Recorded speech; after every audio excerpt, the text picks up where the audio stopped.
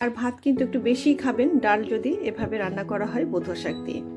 আসসালামু আলাইকুম, শুভেচ্ছা সবাইকে। জয়িতা কিচেনে আজ বথুয়া শাক দিয়ে মসুর ডাল রান্না করেছি। খুবই সাদামাটা রান্না, বাট ওই যে বললাম ফোড়নটা, ওটাতেই স্বাদের হেরফের হয়ে যাবে। ফ্রেশ বথুয়া শাক নিলাম, এটা কেটে বেছে ধুয়ে পানি ঝরিয়ে নিয়ে তারপর রান্নায় চলে যাব। আমি 3/4 কাপ মসুরের ডাল নিলাম শাকের সাথে রান্না করার জন্য। হলুদের গুঁড়ো সামান্য, সেদ্ধ করে নেব। প্রেসার কুকারে একটা হুইসেল দিলেও হতে পারে, অথবা দুটো যদি খুব নরম খেতে চান। আদা, ফ্রেশ আদা বাটা দিলাম 1 টিস্পুনের কম। মসুর ডাল সেদ্ধ করে নিলাম, এরকম টেক্সচারই থাকবে। ডালটা পুরোপুরি সেদ্ধ হয়ে গেছে, কিন্তু একটু সামান্য দানাটা রয়ে গেছে, একেবারেই ডাল একেবারে গলে যায়নি। এখন বথুয়াটা রান্না করে নেব সর্ষের তেলে, ভেজে নেব শাকটা। ফোড়ন দেব, ফোড়নে পেঁয়াজ দিলাম, দুটো ফোড়ন দেব, এখন একটা দিলাম, আরেকটা দেব নামানোর কিছু আগে। পেঁয়াজ দিয়েছি, থেতো করে রাখা রসুনের এখানে 3-4টা কর্স আছে, গোটা 4 কাঁচা মরিচ আছে, এগুলো সব ভেজে নেব। একটু সফট হয়ে এলেই আমরা বথুয়া শাকটা দিয়ে দেব।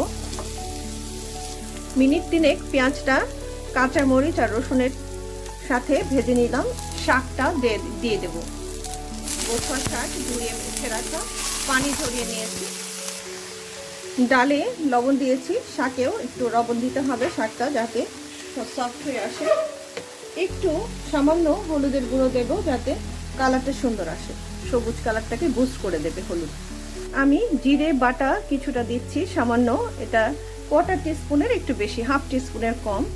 শাকের পরিমাণ অনুযায়ী দিলাম, এটা অপশনাল, চাইলে পরে এখানে জিরে বা ধনে ছাড়াই রান্নাটা করা যেতে পারে, কোনো সমস্যা নাই। আমি ধনে দিলাম না, ফ্রেশ ধনে পাতা দেয়া যেতে পারে, কোনো অসুবিধা নাই। শাকটা রান্না হতে থাক, আমরা একটু ঢেকে দেব 2 মিনিটের জন্য। এটা একটু নরম হয়ে আসা পর্যন্ত এটাকে একটু রান্না করব, তারপরে ডালটা দিয়ে দেব। ঢাকটা দিয়ে 2 মিনিটের রান্না।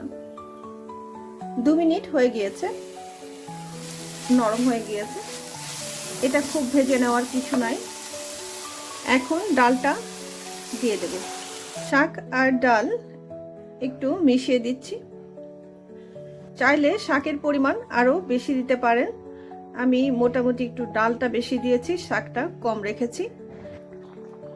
1/4 টিস্পুন আমি গুঁড়ো মরিচ দিয়ে দিলাম। এই গুঁড়ো মরিচটা ডালের রংটাকে খুব ভালো করে দেবে, এটা অপশনাল। ঢেকে দিলাম। ডালে বলক চলে এসেছে, ব্যাস এই পর্যন্তই, আর রান্না করব না। এখন আমরা দ্বিতীয় ফোড়নটা দিয়ে নেব। সর্ষের তেলেই ফোড়নটা দেব। এই ফোড়নটা কিন্তু আমি যখন প্রথম ফোড়নটা দিলাম সেটার সাথেও কিন্তু দেয়া যাবে। আমি একটু রসুন দিচ্ছি, 2টো শুকনো মরিচ আর একটা কাঁচা মরিচ, এই সবগুলোই খুব ফ্লেভার দেবে। আপনারা জানেন রসুন কিন্তু ফোড়নে খুব ভালো একটা ফ্লেভার অ্যাড করে, এই জন্যই একটু রসুন দিয়ে দেওয়া। কাঁচা মরিচও তাই, শুকনো মরিচও তাই, মূল ফ্লেভার নিয়ে আসবে। এটা হচ্ছে আজওয়ান, বা আমরা জোয়ান বলে থাকি বাংলাদেশে, জোয়ান বা আজওয়ান। এই ফোড়নটা দিলে, আপনারা যারা জোয়ান খেতে পারেন না বা জোয়ানের ফ্রেগরেন্স নিতে পারেন না, তারা কালো জিরে বা গোটা জিরে দিয়েও এই ফোড়নটা দিতে পারবেন। এখন 1/2 টিস্পুন আজওয়ান দিয়ে দিলাম। এখন আমরা ডালটা অ্যাড করে দেব।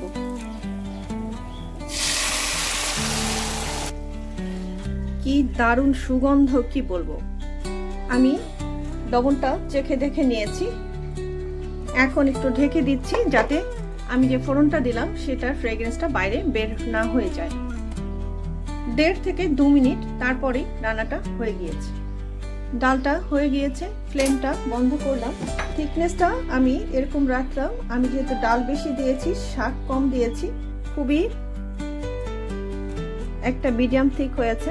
বিভিন্ন ফোড়ন দিয়ে বা গ্রেভি দিয়ে শাকটা রান্না করে তারপর ডালটা অ্যাড করা হয়, যাতে রুটির সাথে খেতে ভাল লাগে বথুয়া শাক ডাল।